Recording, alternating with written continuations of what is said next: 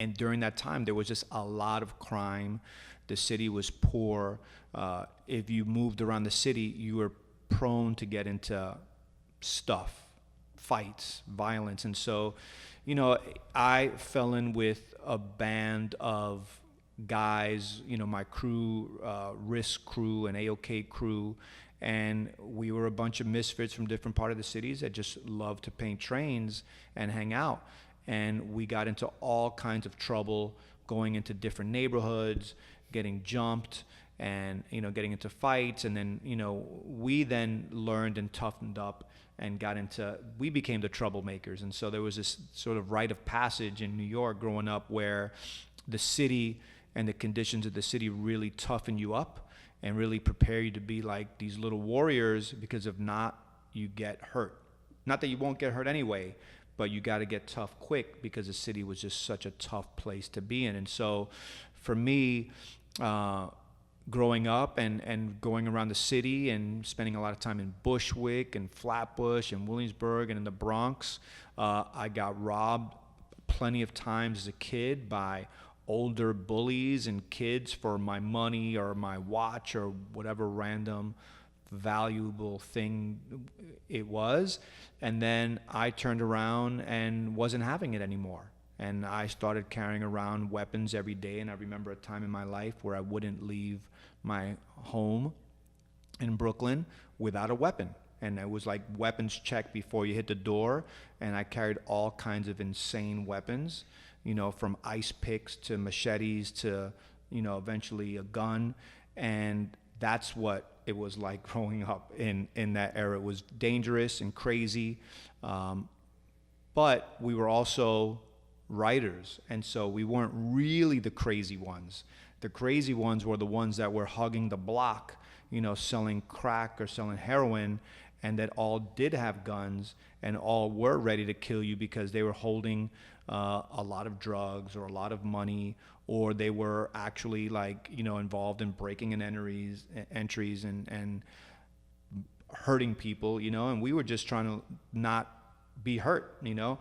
On the graffiti side of thing, during that time, it was an incredible time because there was so many writers active, and the trains were filled with names. Like, you could sit on a train station anywhere in the city and watch some incredible free art every single day. It was wild. You can jump on the train, and the trains were wallpapered, filled with names. And I remember as a kid sitting on the inside of the trains and being in marvel of all the names, like hundreds of names, and then trying to fit my name in the train. And there was no room to even tag a little bullshit name. Like, I remember learning and being a kid and wanting to write my name on the inside of the train and really finding no room. It was outrageous.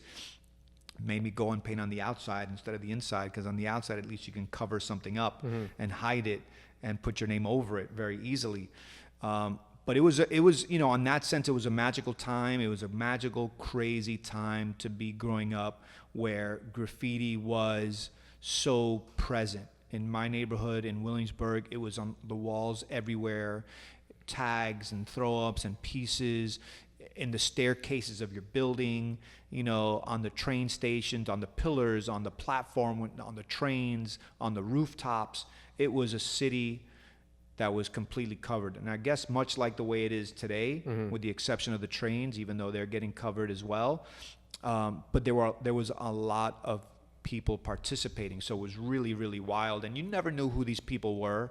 You would see their name, some word, Atom, or Old English, or Phantom, or Ghost, or Blade, and you'd be like, who the hell is doing that? What is that? What does that even mean? Why did he choose to do that in that way?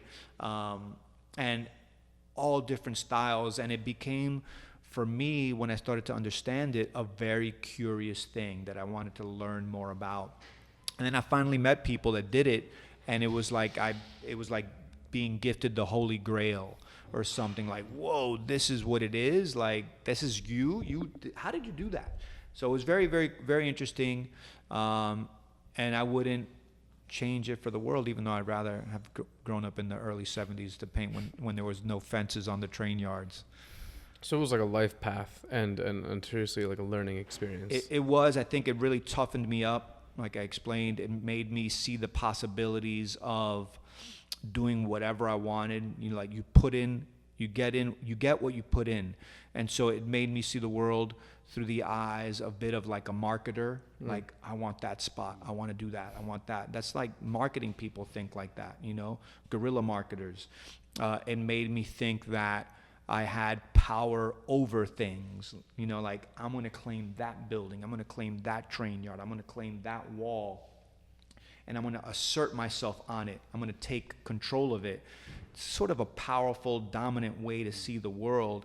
And it made me think that if I achieved that, which I did over and over again and got away with it, I sort of can achieve anything that I want to achieve. And so I think that I learned early on, because of being a writer, that you can do whatever you want to do. You can succeed. You just got to figure out how to do it. You don't know how to get up on that building? Well, figure it out. You don't know how to get into that train yard? Figure it out. And then if you could figure that out, well, figure out how to launch this company. Figure out how to do this. Figure out how to get that client. Figure out how to make that thing happen. And that's something that I think that growing up in that era and being a writer gave me that attitude and gave me that skill set or that mindset that was like, you know what, like, we can do this. And people ask me all the time, like, yo, how'd you do this? When I was like, by doing it. Like, you just start, and then you put one foot in front of the next foot, and then next thing you know, you've already done it.